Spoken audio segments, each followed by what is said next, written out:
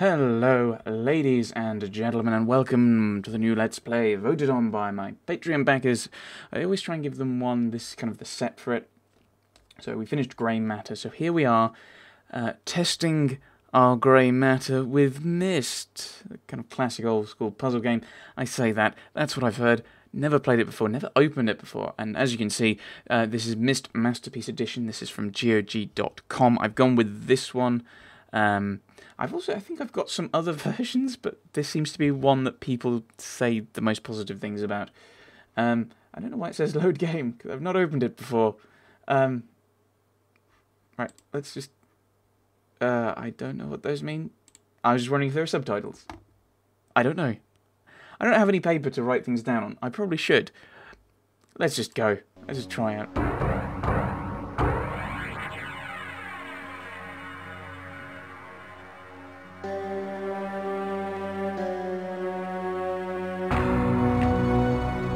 I realized the moment I fell into the fissure that the book would not be destroyed as I had planned.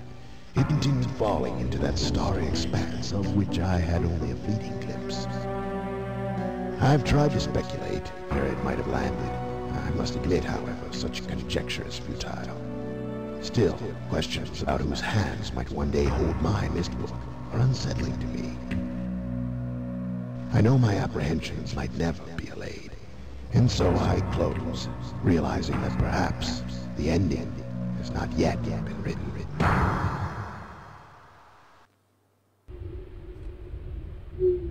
Are we clicking on the book? We're clicking on the book.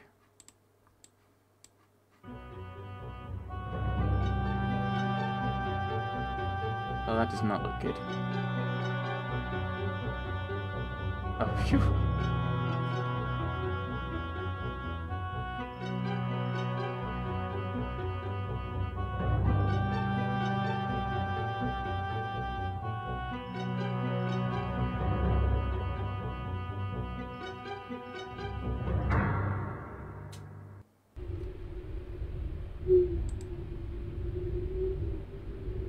Okay, you're just playing that again. Okay. There's loads of buildings. Looks like a temple. Some cogs over there. And we're going to land on the docks, are we?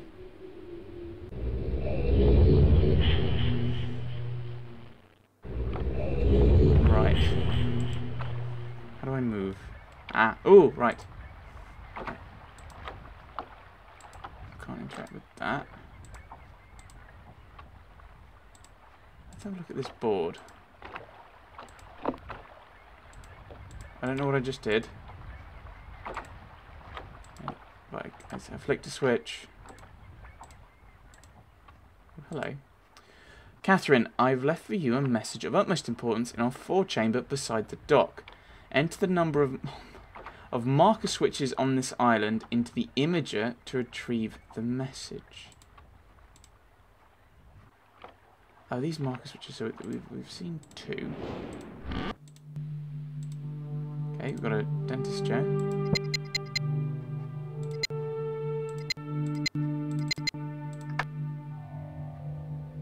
Okay, so we're probably looking for a date. Ah. Oh, I see. So we're looking for a particular date for the planetarium.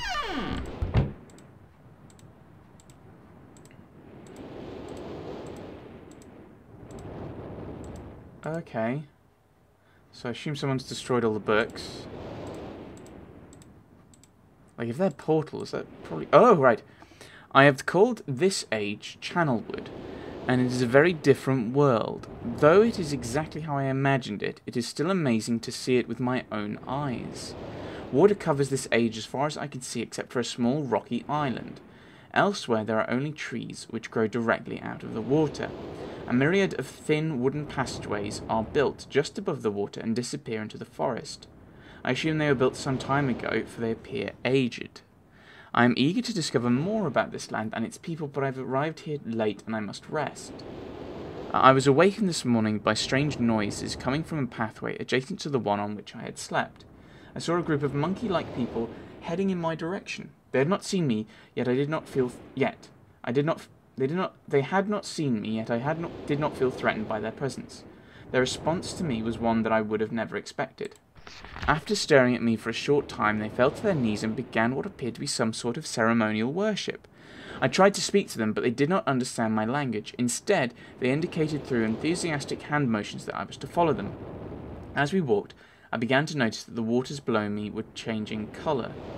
Slowly, subtly, they would change from deep blue to muddy orange, then from muddy orange to beautifully clear. I was so intrigued by the water, I hardly noticed that we had arrived at a ladder. Climbing the ladder led us to their village, which is about 10 meters above the water, and can only be reached by rope ladders that stretch from the lower paths to the village level, approximately halfway up the grand trees. It is very interesting watching these people carry out their daily tasks. Even after watching them for hours, I did not understand exactly what they were doing. At sunset, they motioned for me to follow them. I followed the creatures to the doorway of an enormous but strangely, once inside... enormous hut. Strangely, once inside, I found that the hut appeared even larger than it had from the outside. Ooh, a TARDIS. The walls were garnished with bright metals, and in the corner of the hut sat the leader of these people. At least he appeared to be their leader, for he sat a metre off the floor in a thick throne. Guards surrounded the strong creature, who was dressed in many exotic, colourful fabrics. Next to the leader sat a very old human, at least to some extent he appeared human. His hair, which was only on his face and head, was completely grey, almost white, and hung very long around his frail body. His thin hair hung limply by an almost grotesque neck that could not hold its head up to look at me.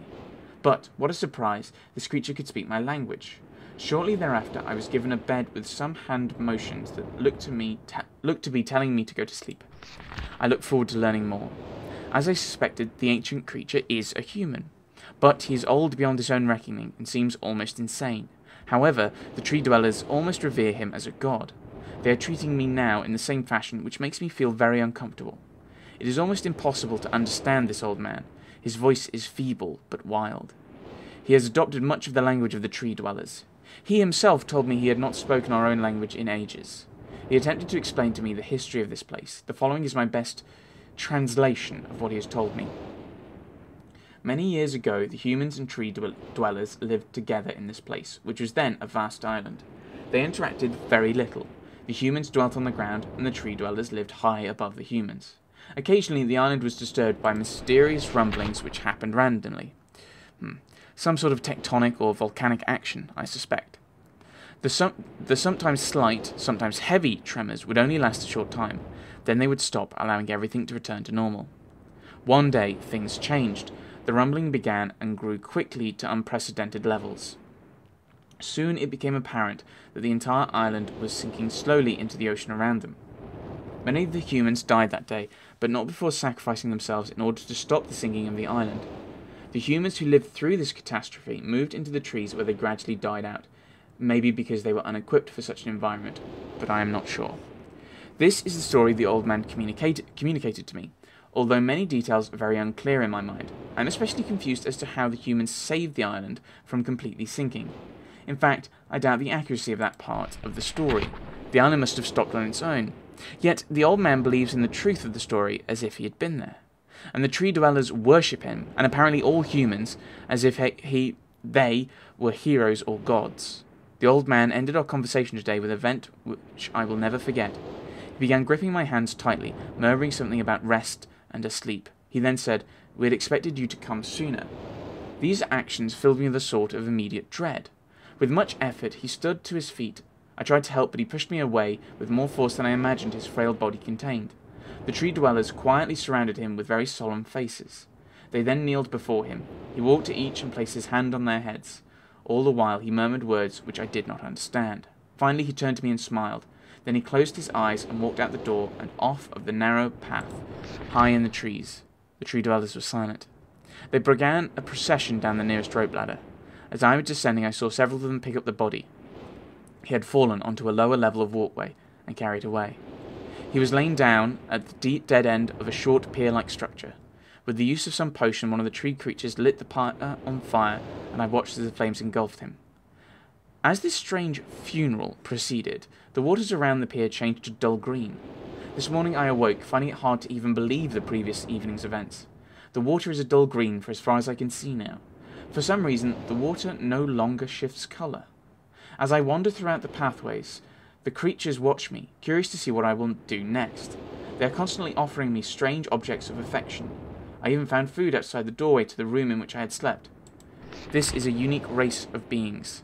I hope to learn the language soon, so that I may learn more from them. I have lived on this world for 3 months, off and on, and the tree dwellers have shown great hospitality. I'm even beginning to learn bits of their language. I've decided to return home for an extended stay with my loving wife and my sons, and hopefully return with them. However, I'm sure Catherine will once again refuse. I think this age would be a wonderful experience for them all, and I at least look forward to how Cyrus and Achenar will react to its curious inhabitants. Catherine's staying behind, as expected. My sons have returned with me, and they enjoy this age very much. They get along very well with the tree dwellers and are picking up their language surprisingly fast. I have no doubt that it will not be too long until they can speak with the tree dwellers much better than myself. I am leaving tomorrow to check on Osmoian. I apologise, by the way. I'm trying to read from this, but it's a bit pixelated for me, so I'm kind of reading from the kind of display at times of the recording. Check on Osmoian age? Cyrus has suggested that I allow him and his brother to stay. Though the idea unsettles me, I know the boys are growing up rapidly. The hospitality of these creatures is such that I could think of no better place to leave them alone for a short while, so I will consent to their request. I warned the boys not to take advantage of the respect of the tree dwellers have for their ideas. They seem to understand my warning, and I have faith they will follow it. Much to my dismay, upon arriving in Everdunes, I learned that Pran and her people are continuing to be menaced by the Chocotic. I fear for their survival and plan on returning to her shortly after checking on Cyrus and Achenar here. See Everdunes Journal for more information. After watching Cyrus and Achenar, I see they are handling things very well, and I think I can put to rest any fears about leaving them in Channelwood again, and for a little longer time. The tree dwellers seem slightly distressed that I'm leaving, but are happy that Cyrus and Achenar are staying behind again.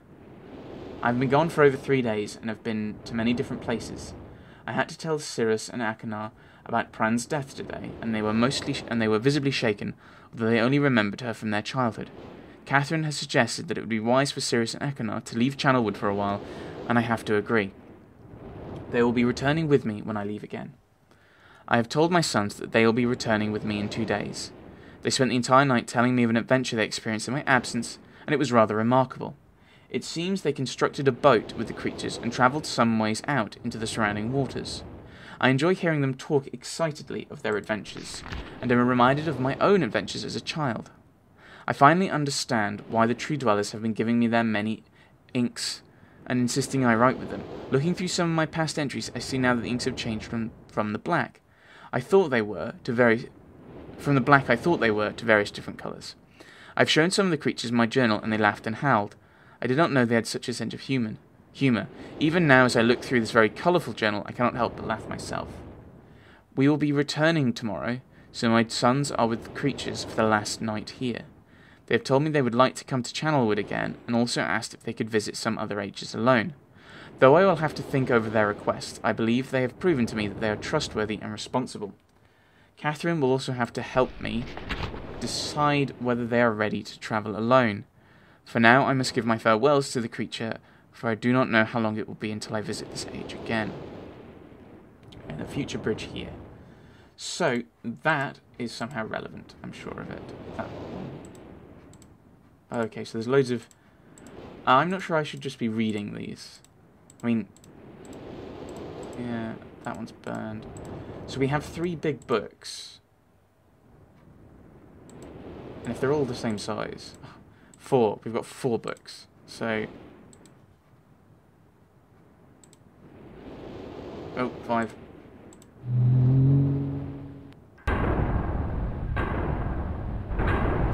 No, I wanted to read them.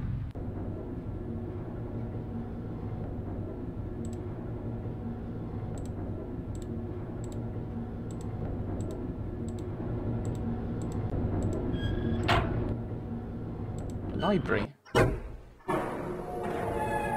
Okay.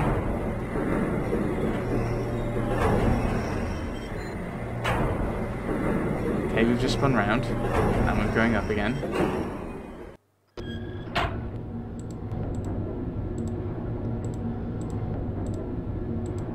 Is this a way round? Right, okay, so there's...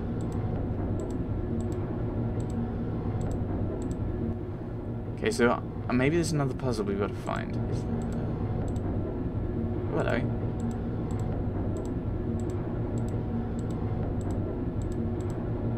Huh.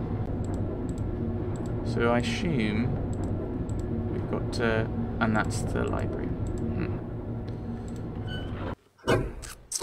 So obviously there's something we have to do to solve that.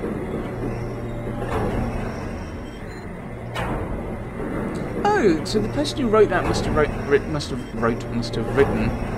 the letter outside, which talked about the marker switches being important. Okay, that just turns me around.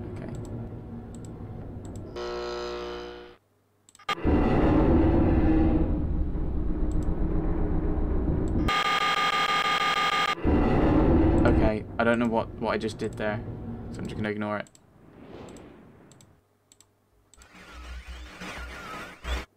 Is that another...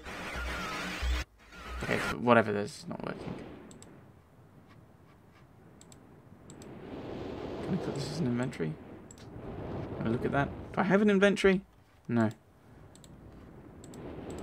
Oh. Wait, what?